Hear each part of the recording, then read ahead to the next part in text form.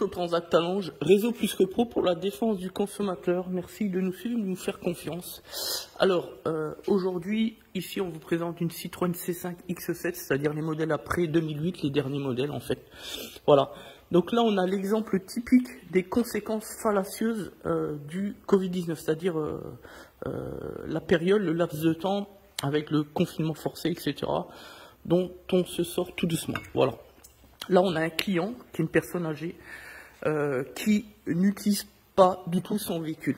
Il nous l'a clairement dit.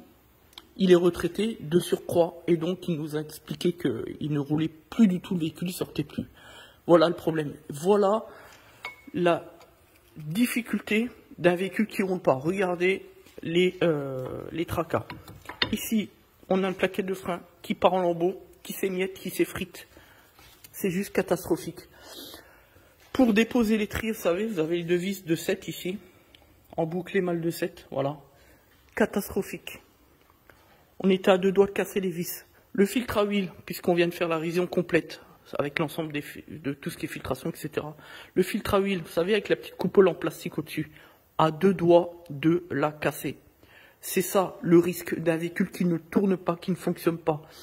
Le mécanisme hydraulique de levée de suspension automatisé, vous savez qu'ici on a des vérins, voilà, et que ça fonctionne avec le système hydraulique, etc., avec une pompe au niveau du réservoir côté distribution, vous voyez. Pareil, on avait le moteur du système donc hydraulique qui était en train de cramer. On voyait la fumée s'échapper, on sentait le brûler. Vous voyez, c'est ça le risque d'un véhicule qui n'est pas utilisé, qui ne fonctionne pas. Il suffit juste d'entendre au moment où on a déposé, et puis on a tout compris. Donc là, on y va doucement, à cause du flexible. Donc il n'y a pas trop de tension, donc ça va. Mais regardez, regardez ça. Vous voyez, ça c'est la matière dure extérieure de la plaquette. Voilà. Là, on est sur une plaquette qui est prise par la rouille, qui part en lambeaux. Donc là, on a une mauvaise assise forcément avec l'étrier. Ce qui peut générer d'ailleurs des bruits de freinage, etc. Voilà. Là, on a des freins qui sont pourris. Quand on roule avec, on le sent.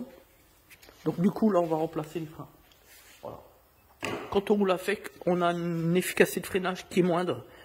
D'où l'intérêt de ne pas simplement regarder comme le font les amateurs ou on va dire, encore une fois, les pseudo-youtubeurs qui pensent tout savoir mais qui connaissent rien de l'automobile après-vente.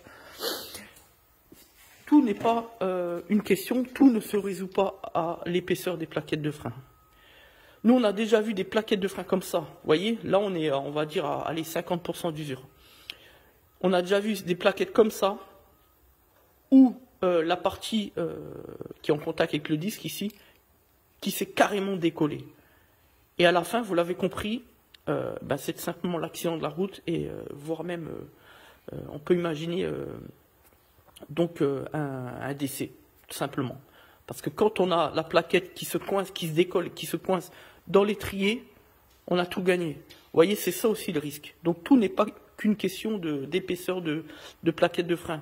La vétusté, ça joue aussi un rôle majeur. Il faut faire très attention à tout cela. Et quand on a un véhicule qui ne roule pas, qui a donc une vétusté certaine sans utilisation, eh bien on a la qualité des matériaux qui partent en lambeaux tout simplement.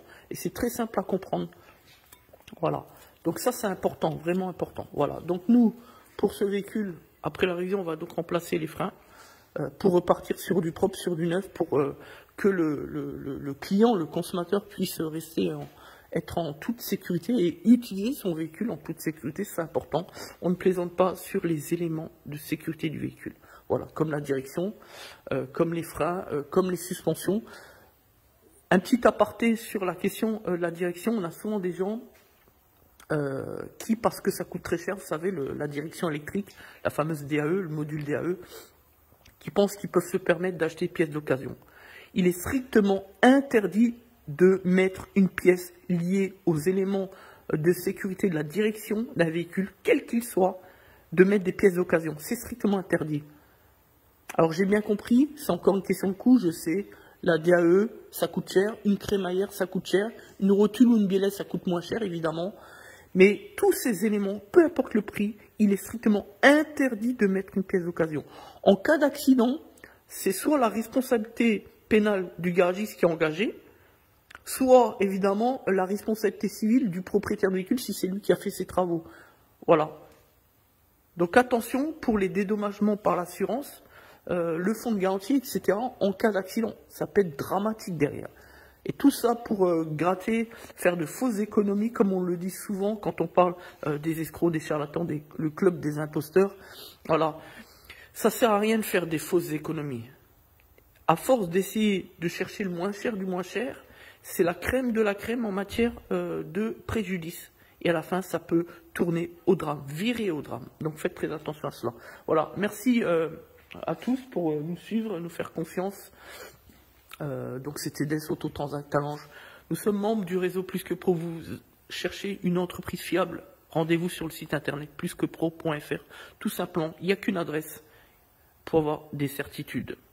Et pour ne plus avoir peur d'avoir affaire à un imposteur, un charlatan, un bricoleur, eh bien, contactez tout simplement plusquepro.fr. Merci à tous, à bientôt. Des Autotransact Talange.